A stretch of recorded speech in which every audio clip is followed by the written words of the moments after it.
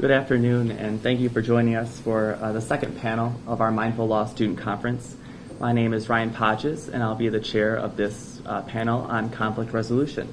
I am joined today by our two presenters, Mr. Chris Saunders and Mr. Max Emmer. We're going to start with a presentation from Max. Then Max and Chris will do an exercise with our audience together. We'll take some questions from Max, and then do Chris's presentation. So, without further ado, I'd like to introduce Mr. Max Emmer and his presentation titled Negotiating Your Way Through Life. Good morning, and just to be clear, this is the first time two men from Detroit wore purple and purple, so we didn't plan it, though. Good morning. I'd like to first off thank Professor Scott Rogers and my fellow classmates for being here today, and for everyone watching at home, I hope you enjoy and find it to be engaging and interesting. I wanted to start with a parable.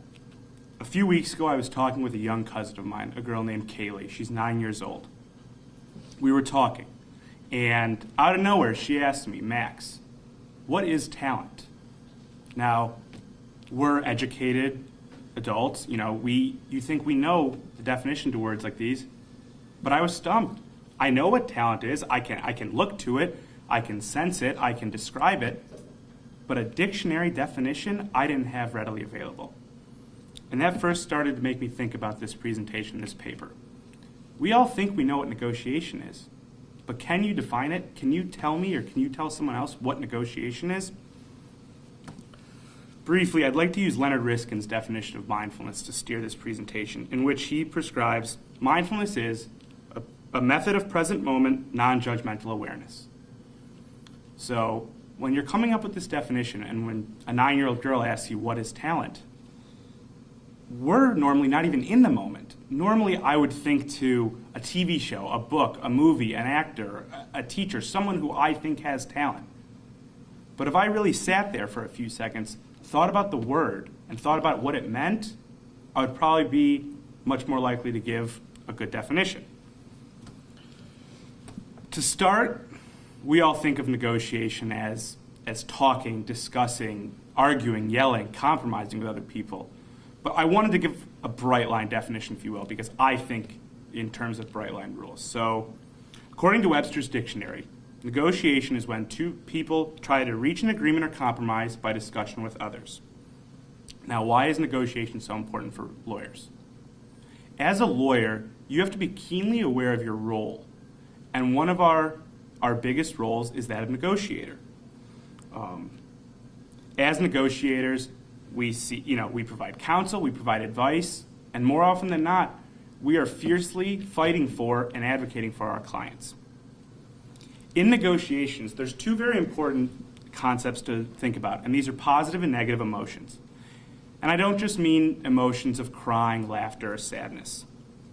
Negative emotions, when palpable, can highly impede negotiations, such as frustration, anger, stress, and anxiety. Now, we think of negotiators and we think of lawyers as rational people.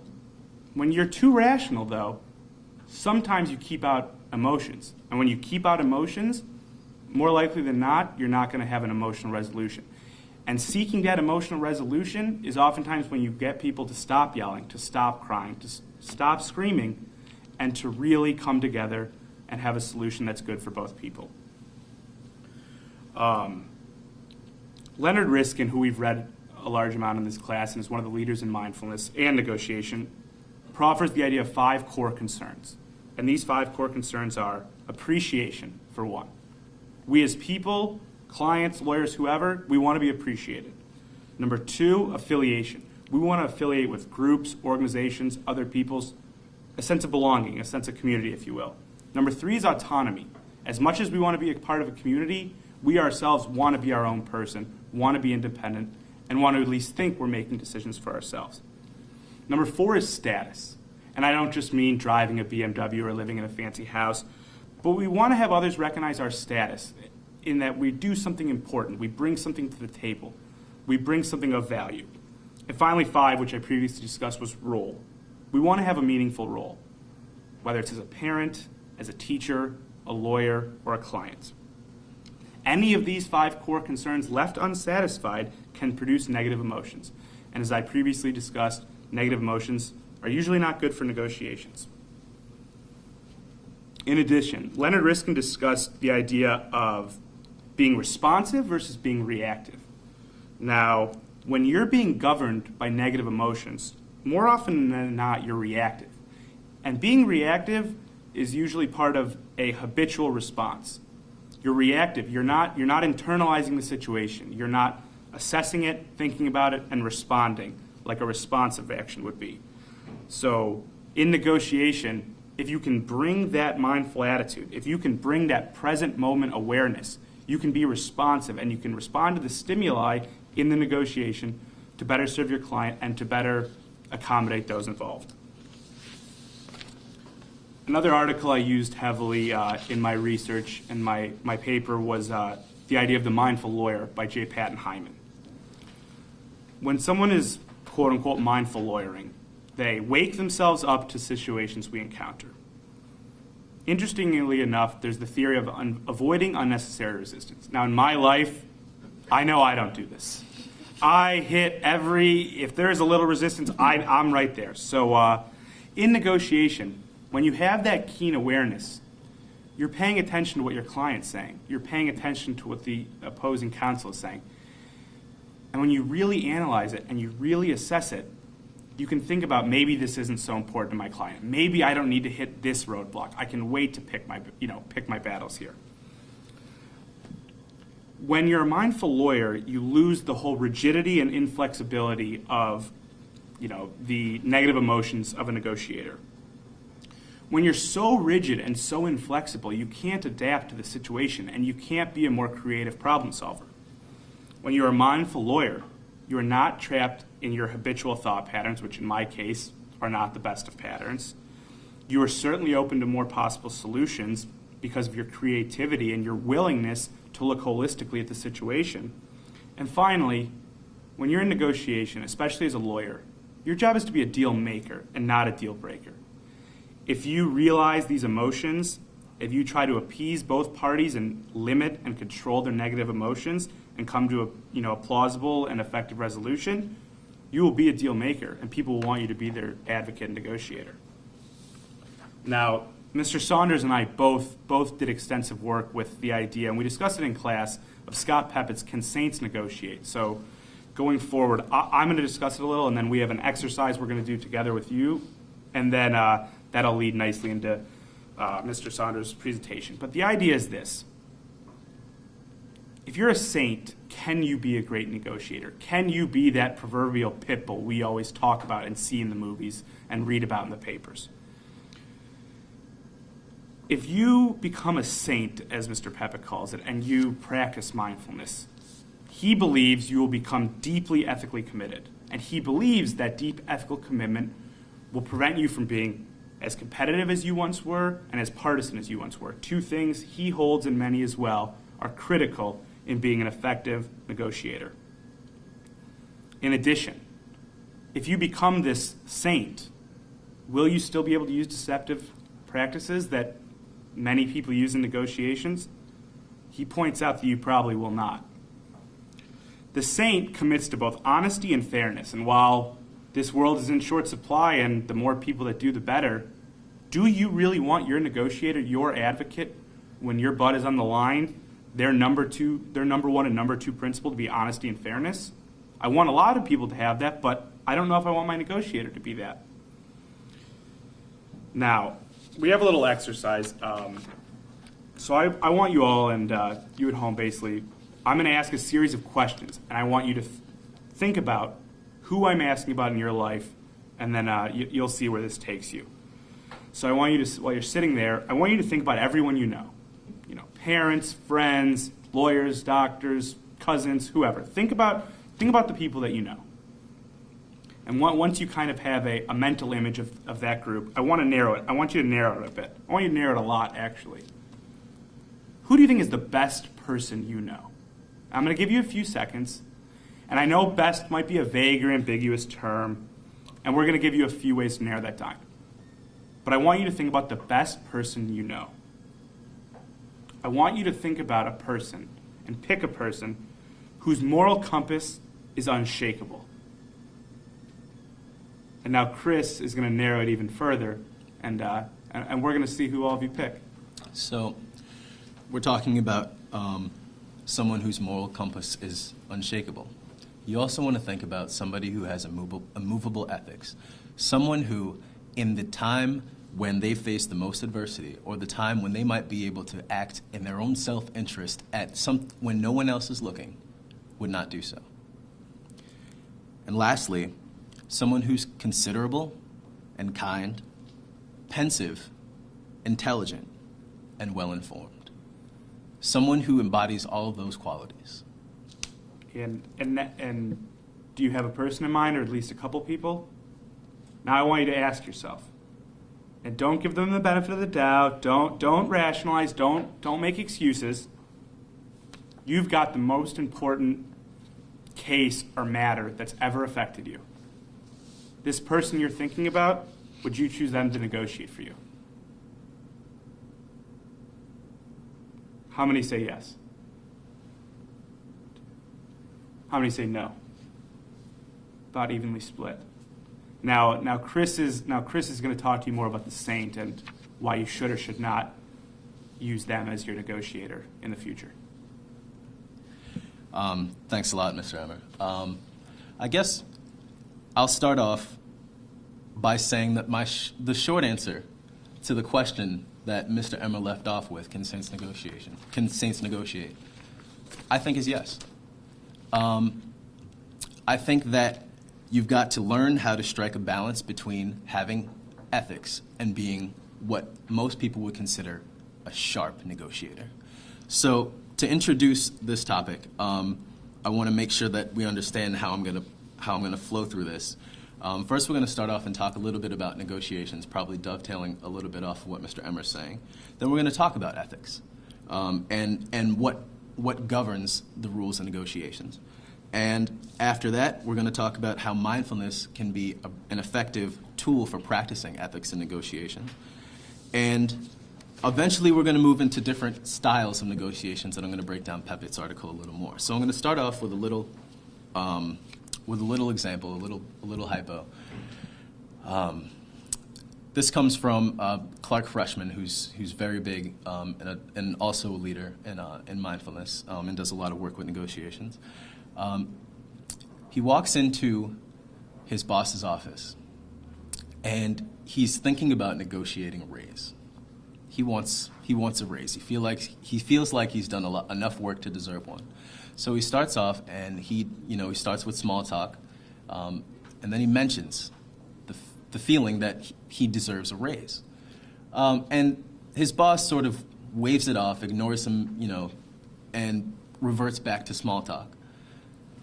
So Mr. Freshman obliges. He continues this conversation. They talk about, what he's done at work, what he's working on, what he plans on working on. Then he returns back to his salary. Again, he gets sort of an offhanded answer from his boss. It's kind of addressing the issue, saying, we understand that, that's your position and that's how you feel, but at this time, I'm not really sure if we can do that. He feels a little shut down. Mr. Freshman continues the small talk. And then pen. He mentions his salary raise while he's leaning over to pick up his pen. And he notices that his boss's leg is shaking very rapidly. He doesn't do anything. He continues his conversation. They get up. He gets ready to exit the office. And at the last moment, as he's about to walk out the door, he suggests a 10% raise. His boss says, sure. Mr. Freshman leaves, and he kicks himself for not asking for 20%. So what is negotiations? Negotiations, like I think Mr. Emmer pointed out, it's something that we feel is sort of intrinsic. I'm not going to give a Webster's definition, but I'd like to quote, something that I believe sort of really communicates what it is that we're working with. And negotiations, has been associated to being a game. It's like poker. It's the game of not being misled while you're trying to mislead. For some people, that's the common perception of what it means to be in negotiation. But we know that as lawyers, we have ethical obligations. I know a lot of us took the MPRE last week, so it's probably still swirling in your mind. And so for lawyers, there are a couple of rules that are really salient to negotiations. First of all, there's Rule 4.1, right? You can't make a false statement of material fact or law to a third person, right? So in negotiations, commonly you wouldn't consider necessarily, the estimate of a price, or a party's intentions to be, a material fact, right? So you've got some wiggle room. The comments in the MPRE sort of allow for the reality that is negotiations that lawyers expect to have with negotiations. Another rule is 1.6, voluntary disclosure, right? So there's a case, right? This is just an example, where a defense attorney, he needs an independent medical examination of the plaintiff. He gets one, and the issues are based around an accident. This is a personal injury case. And they find that, the issues that they were looking for, they've healed, but they find another very serious sort of medical issue with the plaintiff. And the question is whether or not they have the obligation to disclose the serious medical issue. I believe it was a tumor. The court decided on that particular grounds, under Rule 1.6, the lawyers did not have the obligation to voluntarily disclose that. They found on other grounds that they should have, but on that particular rule, they were fine. The other one is 4.4a. You can't use personally offensive tactics to intimidate or delay negotiations. So those are sort of the rules that you have that sort of govern different styles of negotiations. And there are different styles of negotiations. I think that Mr. Emmer sort of touched on a couple of them, one of them being sort of a collaborative problem-solving approach, right? And the problem-solving approach, being collaborative, it sort of means that your primary interest is making sure that you do solve the problem. You do make the deal. You want to make sure that you've split down the middle, or relatively down the middle, the interest of your client and the person that you're negotiating with. There's another style, which I think is probably more generally perceived, which is sort of like the competitive adversarial style, where you come in and your number one interest is making sure that you get what your client wants. And ethical obligations fall second to that. Then there's something sort of in the middle, competitive problem solving, right? Which is sort of like the best of both worlds. You want your client's interests, you want to advocate for them, but secondly, you want to make sure that you are most ethical as you can be. There's issues with all of these, right? I mean, you can be as competitive as you want, but you will foster negative emotions, most likely. And, the question, you run the risk of delaying your negotiations. You can use inappropriate tactics. I mean, it's possible. I'm sure that we've all know examples of lawyers using inappropriate tactics or things that we would consider inappropriate that don't really foster a productive environment for a negotiation. And then there's sort of the crux with all of these, right? Especially with collaborative problem solving, when you're really focused on just the issues. We have an ethical obligation to zealously advocate for our clients. So how is it that you can navigate these rules, and your need to best adapt to the situation in a way that's going to be productive for your client and make you feel like you've done the best job that you can? And that's where I think that mindfulness can come in. Especially with negotiations, mindfulness has been a big topic since about 1999, which I believe is when they had their first institute at Yale about mindfulness and how it can be used in negotiations.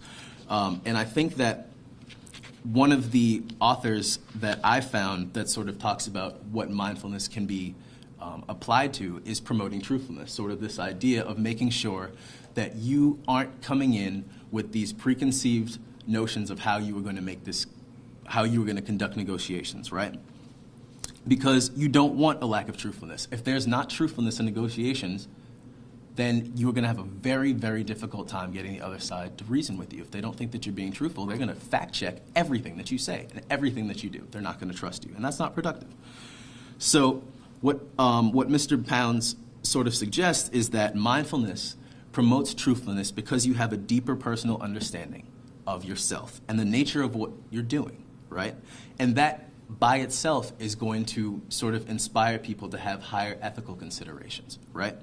And so when you're promoting truthfulness, you've got the opportunity to sort of have a productive discussion and negotiate. But there's Pepett's contention, right? That when you've done this, you've sort of become a saint. You're more concerned about the truth of the matter. You're more concerned about the truth of the negotiations than you are about advocating for your client. So my question was whether or not you could actually use mindfulness in different styles of negotiations. And my theory is basically that the idea is that you can, because if you are a mindful lawyer, then you are by nature going to understand the nature of what happens when you spiral and what happens when other people spiral, right?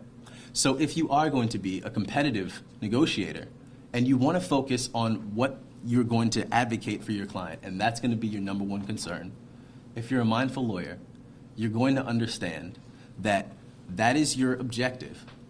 And because you're mindful, you're already going to be in a space where you're not going to allow yourself to do something that might be unethical, right? So you can take that moment, right? You can be aware in those negotiations and understand how your opponent is reacting towards you. And you can pause, and you can understand and evaluate what it is that would be best for your client. And because you've already understood what it means to be aware, you're going to understand what it means to be aware of the other side. Therefore, you have the opportunity to advocate with your client without fostering negative emotions because you've taken that moment to focus and breathe, and you can best advocate. So the conclusion that I came up with as I'm reading and I'm doing this research is that there's no need to break the rules if you slow down the game. If you understand what it is that your objective is and you're mindful of that, then there's no reason for you to react in a way that's going to be unethical.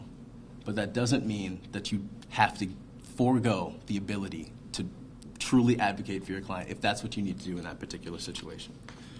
With that, I conclude, and I'm willing to take questions. Thank you for those outstanding presentations, and we have a couple minutes for questions. We'll start with you.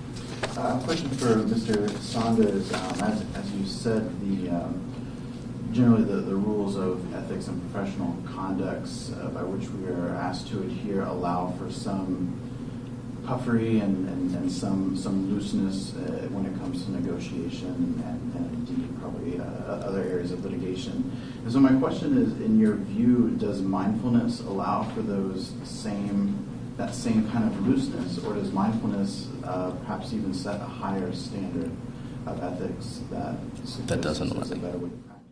I think that's a great question, and I think that that's sort of the tension between what both Mr. Emmer and I are trying to address. I think that if you have the ability to be mindful while you're negotiating, then yes, you can use puffery, because if your interest is, say, to just advocate for your client and you want to put those priorities first, then you are going to be able to do it in a way that's going to be productive and not so inflammatory that the other side is going to completely back away from negotiation. So I do believe that you have that. But yes, I do agree also that, that might not be the situation, that might be the situation as you walk into the negotiations, but things change. So mindfulness would also allow you to adapt, if you needed to, for whatever situation. So maybe you don't need to use puffery. But to answer your question, yes, I think that it does. I think that you can. Thank you. Sure, Rico. Okay. I also have a question for Mr. Saunders. So you brought up this idea that mindfulness makes you aware of negative thoughts in the sense that maybe you can stay away from those negative thoughts. And I was thinking, are negative thoughts in the negotiation process not sometimes helpful? And if you think that they are not helpful, does mindfulness in eradicating those negative thoughts out of the negotiation process make you a less zealot advocate for your client? Because then the feelings that you're eliciting are not the true, real responses to the negotiation. Right. I think that's also a great question, and I think that also what Mr. Emmer said sort of addresses that too, where you have this issue where you become a saint and you become so adhesive to the idea that you want to be truthful that you sort of forget what it's like to be human. I don't think that if you take away negative emotions, you lose the ability to be a zealous negotiator, a zealous advocate for your client, because I think that mindfulness teaches us to recognize the negative emotions. So they don't necessarily go away. You just recognize that you have those negative emotions, and perhaps the other side, the person you're negotiating with, did what they did to inspire those negative emotions in you. So if you have the ability to take a moment and be aware and focused of those negative emotions, you will recognize them. They won't go away. You address the fact that they're there, and you can decide whether or not it was your opponent that did it, and whether it's something that that came out of you and you need to address it, and you can decide how you want to use it in that moment. Okay, I want to apologize that we didn't get a chance to stop the questions from Max. So does anyone have any questions on Max's presentation? Sure. Can the mindful pit bull exist?